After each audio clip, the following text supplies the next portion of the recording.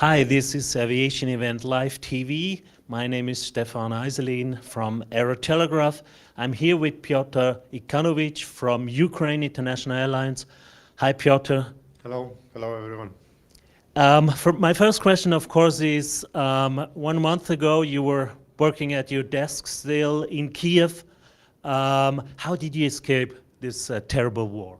That's true. It was Wednesday night when I realized that there are problems. So I packed my small suitcase, and then unfortunately next day it was bombs. Actually, it was explosion. They hit the rocket next to my flat. So I went to the office. It was by metro, so metro stations were still not really occupied with people, but everyone was silent. We had a crisis management meeting, and then afterwards I decided that maybe it's time to go. So next day I moved. It was a train. I moved to Lviv. It was not easy to get to the train because a lot of people, and then really crowded train. Then I took a car to the border. At that time, it was difficult to cross the border walking. It was only one place, but I decided to take the border crossing where there were cars. So I walked next to the line of cars.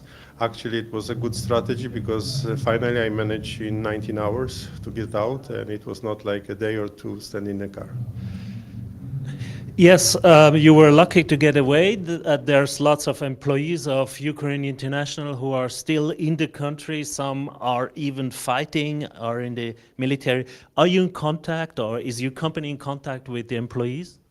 Yes, we have daily managerial meetings. So every day at 10 o'clock Kiev time, we have a Zoom meeting.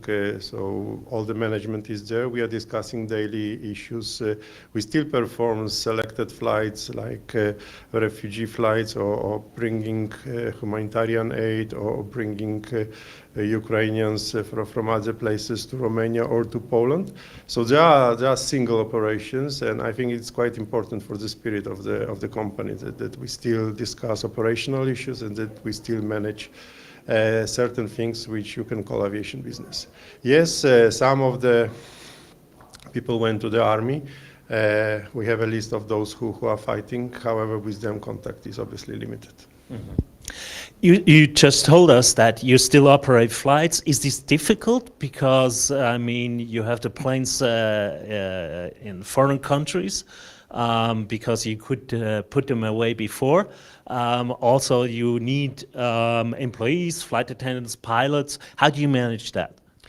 There are few problems. On the positive side, I can say that we have an experience from COVID. So basically, COVID helped us because we know how to work sitting at different locations, communicating.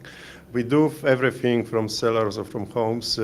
Depends on how far people are from the front. So we do all the flight preparations, all the permits, everything. We do also commercial activity in terms of arranging contracts for those flights. Yes, we have some pilots which left the country because we had many planes being evacuated before the crisis. Unfortunately, still some left in Ukraine. So we have pilots, but for example, stewardesses, it's not just that you have ladies available, for example, in Poland, but you need them with valid licenses. Also, they have to have uniforms with them, and when living and having limited, limited stuff with you, I mean, you not always think about taking, for example, a uniform. Yes, of course. Has any planes been damaged yet? We are lucky. We are lucky because none of our planes is damaged. So at least this is information for today. We are lucky because the two main airports of Kiev were not directly hit. Yes, there were some fights close to Borispol Airport, and there was a period when we were very much afraid that the front line might come closer. For the moment, it looks like Borispol is okay, and I think this is a very important fact, not only for us, but also for the aviation industry, future of the aviation industry in Ukraine, because this airport, if it's there, I mean, it will be much easier to restart any business, any transportation, any activity. The fact is, on the other hand, that there are many airports destroyed, partially because some of them had some military activity.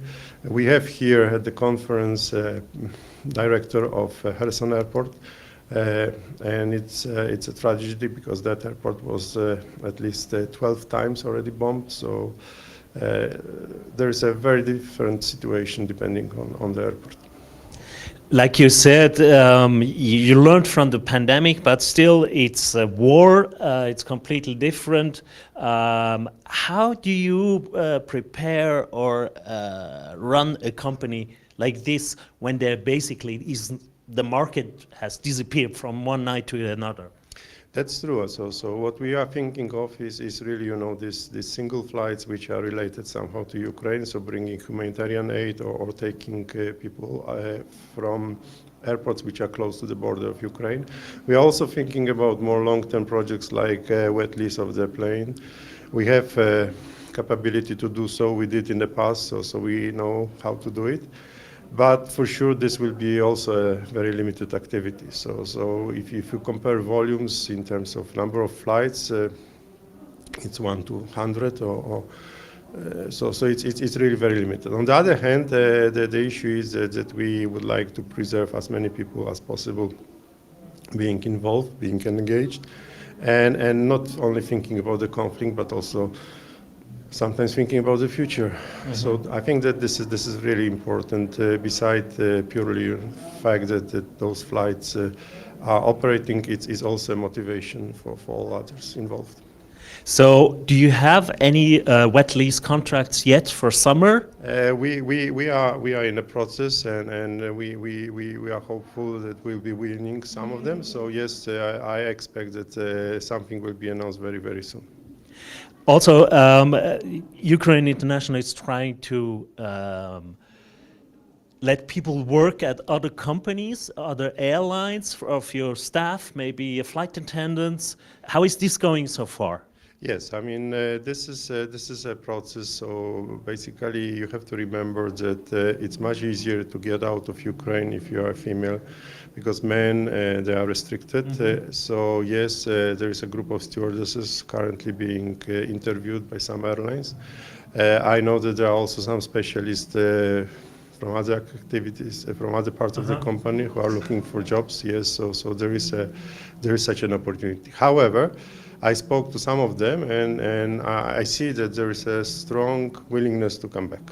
So yes, they look for opportunity now to manage somehow their life, but at least people I talked to, they said, no, I come back. Yeah, that's nice. Do they still get salary? Can you pay as a company? We were paying an March salary. Reduced one was the last one, which we paid on a basis of people being simply even not working, but they had a reduced compensation from us. Now, I mean, unfortunately, in April, it will be only paid to those who are physically involved in the activities. So that's also a problem, that resources we have simply they are finishing, and the only thing we can now do is really to support those who are still involved in this limited activity. We've talked now about Ukraine International Airlines. What do you think will happen after this war is finished with the industry as a whole? Yeah, that's something which I will touch upon in my presentation. I think there will be dramatic changes in the industry. Why I'm saying dramatic? Because I feel that some people are looking at this conflict as a local one, and in my opinion, it's a global one. It's not only because of the fuel crisis, but it's also about the way the industry is run. I mean, we have hundreds of airplanes being arrested, the registration or forceful registration. So this will rewrite all the chapters of lease activities and also how it operates. Then we have huge destruction being done in Ukraine. So for sure, there will be changes, and I think they will affect most probably not only aviation, but maybe also some global institutions. I don't know, maybe things like United Nations. I mean, at the end of the day, the issue is to what extent they still serve the purpose when actually they were developed in 1945. So the question is how long it will take for people to realize that it's a global conflict, and then how long it will take to rewrite the rules which will govern the future. But in my opinion, it's definitely a global conflict which will have a lasting effect, and also lasting effect on aviation. We have also seen now that we basically back to the times in the 1980s. We have an Iron Curtain. Maybe it's not called that anymore, but we have the same situation. What will this bring to the industry, or what does this mean for the industry? I think that there are a few effects which will help. So besides the leasing, which I mentioned, there is an issue with how people perceive their safety in terms of travel. I mean, airline industry was extremely safe, and people were really oriented towards the travel by air. Now, I think that the key is really to return to those times that airline and aviation authorities can really provide that the services are run safely, and this is a paramount importance.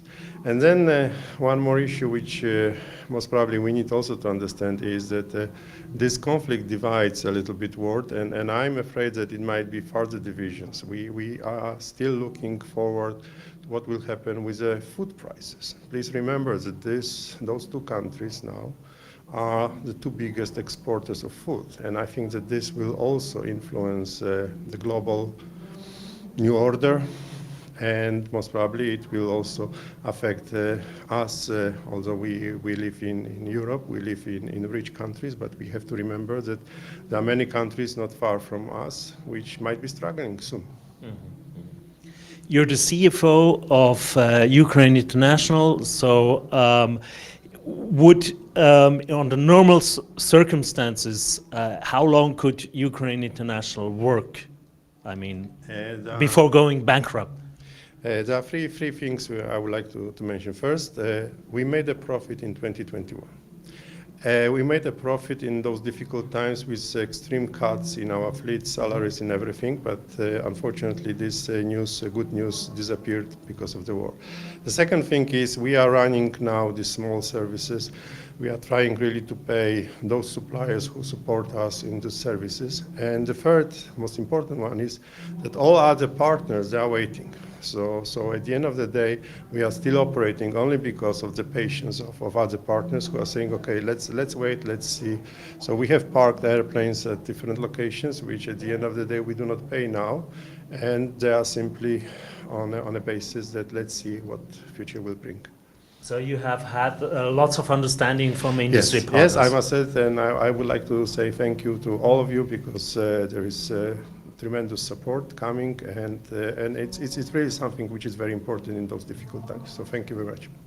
That's a good word to stop. Thank you very much for coming here, Piotr. Much luck also to the rest of your staff, and hope that everything will turn to the best in the next few months. Thank you very much. Thank you.